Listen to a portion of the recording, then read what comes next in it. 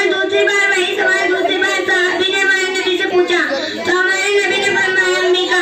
जब तीसरी मर्तबा सहाबी ने हमारे नबी से वही सवाल पूछा कि अम्मी और अब्बू में से सबसे बड़ा और बुलंद मर्तबा किसका है तो हमारे नबी ने फरमाया अम्मी का। जब चौथी मर्तबा सहाबी ने हमारे नबी से वही सवाल किया कि अम्मी और अब्बू में से सबसे बड़ा और बुलंद मर्तबा किसका है तो हमारे नबी ने फरमाया इस हदीस से हमें पता चलता है कि अम्मी और अब्बू में से सबसे बड़ा और बुलंद मर्तबा अम्मी का है, लेकिन अम्मी के बाद तो अब्बू का ही मर्तबा आता है ना।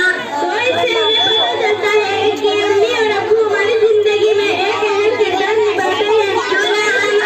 तो इसलिए हमें अम्मी और अब्बू की इज्जत करनी चाहिए और उनकी फरमाबरदारी करनी चाहिए इंशाअल्लाह। तो ना हम अब अम्मी और अब्बू का शुक्रिया अदा करें। जी बिल्कुल।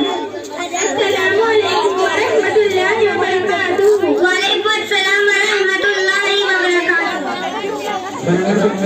मेरे बच्चों के लिए 200 रुपए इनाम दे रहे हैं।